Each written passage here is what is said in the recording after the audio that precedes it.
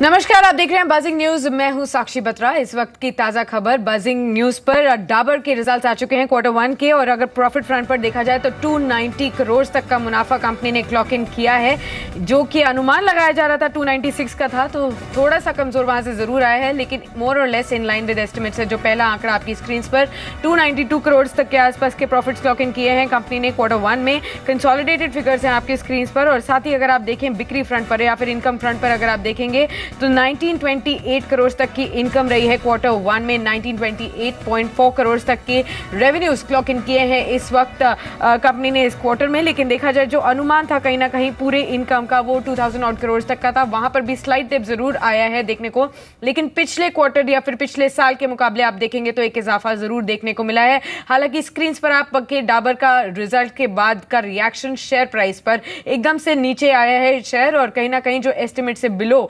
Results के figures आते हुए नजर आ रहे हैं, उसी का नतीजा आप यहां पर देख रहे हैं। करीब 1.5% तक की कमजोरी अब डाबर के रिजल्ट्स में डाबर के शेयर पर देखने को मिल रही है। 298 के लेवल्स पर डाबर का शेयर फिलहाल कामकाज करते हुए नजर आ रहा है। 293 करोड़ तक का यहां पर प्रॉफिट क्लॉक इन किया है। 12% तक का इजाफा देखने को मिला है ईयर ऑन ईयर, 293.6 करोड़ तक का प्रॉफिट्स। लेकिन दूसरी फ्रंट पर सेल्स पे भी अगर आप देखेंगे तो स्लाइट यानी कि मार्जिनल अपटिक जरूर देखने को मिला है ईयर ऑन ईयर फ्रंट पर। 1924 करोड़ तक के सेल्स फिगर्स क्लॉक इन किए कंपनी ने। एबिटा फ्रंट पर, हालांकि ऑपरेशनल फ्रंट पर अगर आप देखेंगे 8.7% तक का इजाफा देखने को मिल रहा है। संदीप भी जुड़ चुके हैं हमारे साथ अब न्यूज रूम से बताने के लिए रिजल्ट्स की बारीकियां। बताइए संदीप। संदीप ऑलराइट, संदीप अगर आप मुझे सुन पा रहे हैं तो डाबर के इस वक्त नतीजे आए हैं, किस तरीके से आप नंबर क्रंच करेंगे, क्योंकि कहीं ना कहीं प्रॉफिट्स और सेल्स फ्रंट पर दोनों पर ही अगर आप देखेंगे तो अनुमान से मार्जिनल डिप जरूर देखने को मिला है। बिल्कुल, अगर आप मुनाफे की बात करें तो 296 करोड़ रुपए के आसपास का अनुमान था, 293.6 करोड़ रुपए के आसपास का नंबर आया, तो मोर और less in line with expectation कहना चाहिए। नेट सेल्स के फ्रंट पे जरूर थोड़ा सा डिसअपॉइंटमेंट देखने को मिला है। 2262 करोड़ रुपए के आसपास का हमारा अनुमान था, 1924 करोड़ रुपए के आसपास का नंबर देखने को मिला है। हम ऐसा एक्सपेक्ट कर रहे थे कि 5.5 से 7.5% के आसपास की जो वॉल्यूम ग्रोथ है वो ये कंपनी रिपोर्ट कर सकती है, तो वॉल्यूम ग्रोथ के फ्रंट पे शायद थोड़ा सा जो डिसअपॉइंटमेंट है वो देखने को मिला होगा, जिसकी वजह से आप देख रहे हैं कि जो नेट सेल्स का नंबर है वो हमारे अनुमान से थोड़ा सा नीचे देखने को मिला है। तो वो वॉल्यूम ग्रोथ का जो आंकड़ा है शायद उसका इंतजार बाजार कर रहा होगा, या तो फिर उस नंबर के बेसिस पे अगर आप देखें ये जो नेट सेल्स में गिरावट है वो देखने को मिली है। तो उस लिहाज से देखा जाए वॉल्यूम ग्रोथ कहाँ पे आती है वो एक की मॉनिटरेबल चीज़ होगी, क्योंकि वॉल्यूम ग्रोथ में अगर कोई जितना बाजार अनुमान कर रहा था उससे एक डिप तो नहीं देखने को मिला, क्योंकि पतंजलि से जिस तरह का कंपटीशन इस कंपनी को मिल रहा है उस वजह से पिछले कुछ क्वार्टर से जो एड स्पेंड है उसमें भी अच्छा खासा इजाफा देखने को मिला था।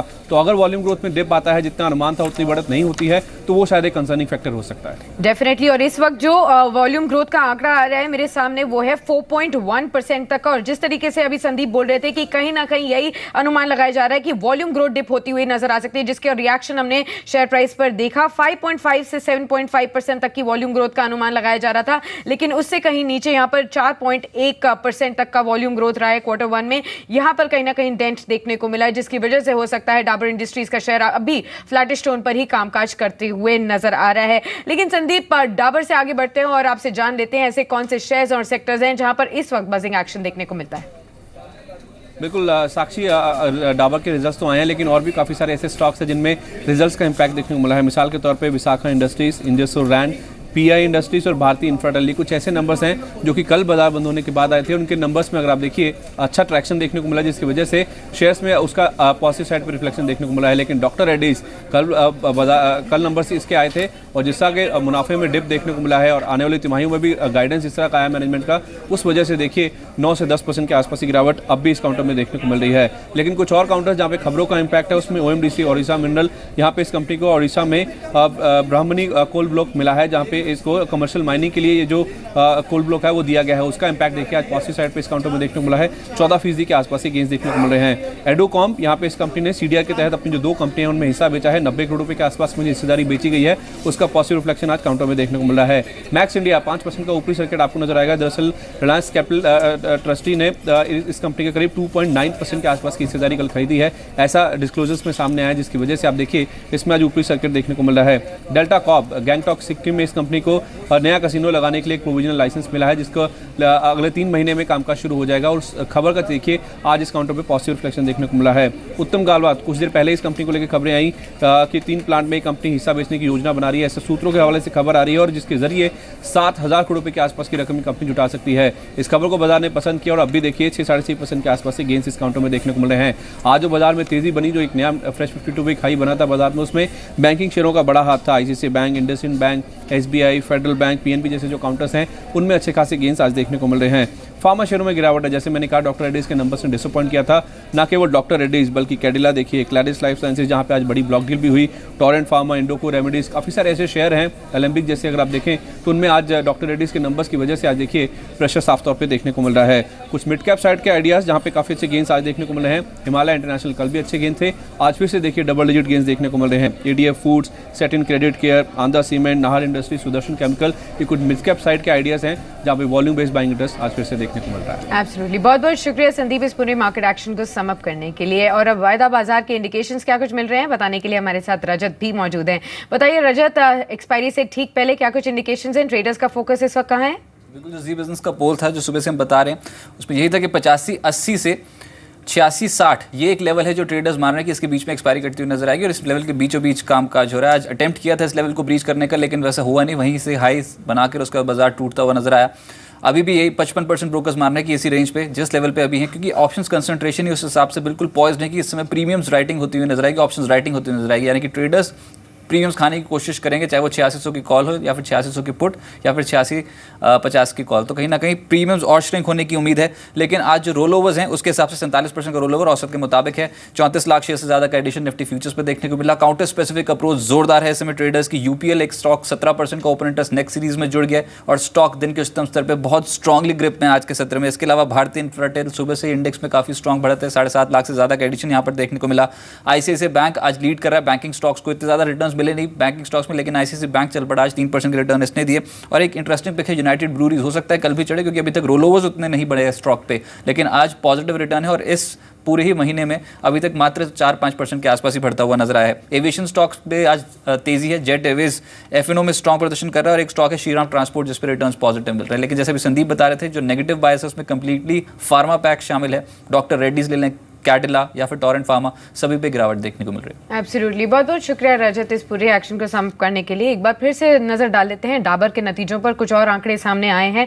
मार्जिन फ्रंट पर अगर आप नजर डालें, एबिटा मार्जिन जो आए हैं इस क्वार्टर में डाबर के, वो 18.81% तक आए हैं, जो कि अनुमान से कहीं ना कहीं बेहतर है। और उसी की वजह से अब आप देखिए जो रुझान है डाबर इंडस्ट्रीज के शेयर का, वो पॉजिटिव की तरफ जाता हुआ नजर आ रहा है। पिछले साल जो था वो 16.8% तक का आंकड़ा था एबिटा मार्जिन का, और वहां से एक इंप्रूवमेंट जरूर देखने को मिली है। एक स्लाइड डिप और उसके बाद एक इंप्रूवमेंट अब डाबर के शेयर पर देखने को मिल रही है। कहीं ना कहीं जो सहारा मिल रहा है वो ऑपरेशनल मार्जिन की तरफ से देखने को मिल रहा है, जो कि अनुमान से काफी बेहतर आता हुआ नजर आया है। लेकिन एक और शेयर पर नजर डाल लेते हैं जहां पर इस वक्त बजिंग एक्शन देखने को मिल रहा है, और वो है श्री रेणुका का शेयर। अब आप देखिए दिन के उच्चतम स्तरों के करीब ही श्री रेणुका का शेयर कामकाज करते हुए नजर आ रहा है।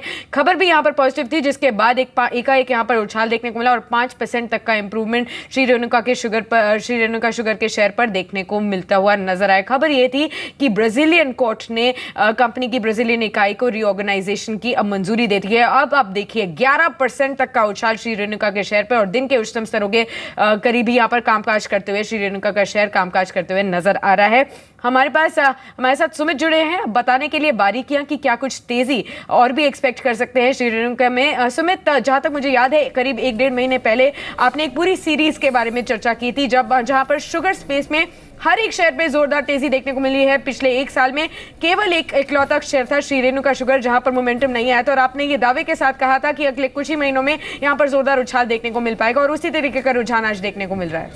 शुक्रिया साक्षी।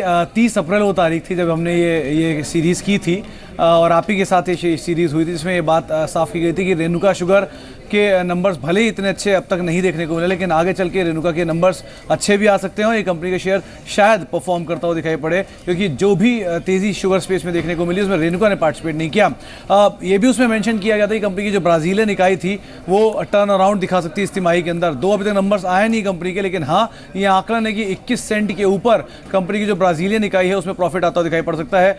आज जो खबर आई है वो ये कि ब्राजील की जो कोर्ट है उसने ब्राजीलियन इकाई को दोबारा रीऑर्गेनाइज करने की मंजूरी दी है।